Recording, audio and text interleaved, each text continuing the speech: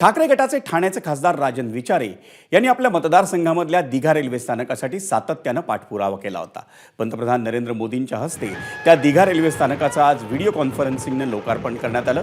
त्यानिमित्त दिघा रेल्वे स्थानकावरही खास सोहळ्याचं आयोजन करण्यात आलं होतं, पण त्या कार्यक्रमाचं खासदार राजन विचारेंना निमंत्रण देण्यात आलं नव्हतं, किंबहुना निमंत्रण पत्रिकेत त्यांचं नावही छापण्यात आलं नव्हतं। त्यामुळे नाराज झालेल्या खासदार विचारेंनी दिघा रेल्वे स्थानकात आपल्या भावना तीव्रपणे व्यक्त केल्या।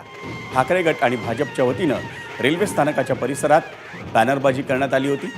विचारेंनी आपल्यासोबत स्थानकात येताना ढोल ताशा पथकही आणलं होतं, त्यामुळे पोलिसांनी त्यांना ढोल ताशा वाजवण्यास मनाई केली आणि मग विचारेंनी पोलिसांसोबत वादही घातल्याचं पाहायला मिळालं। ठाकरे गट आणि भाजपचे कार्यकर्ते आमने-सामने आल्यानं त्यांनी एकमेकांच्या नेत्यांच्या जय जयकाराच्या घोषणाही दिल्या। त्यामुळे दिघा रेल्वे स्थानकाच्या परिसरात वातावरण काही काळ चांगलंच तापलं होतं।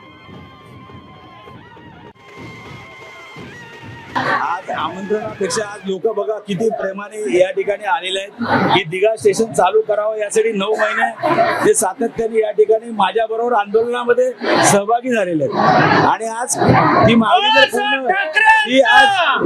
पूर्ण होत असेल तर मला वाटतं आज आनंदाची गोष्ट आहे।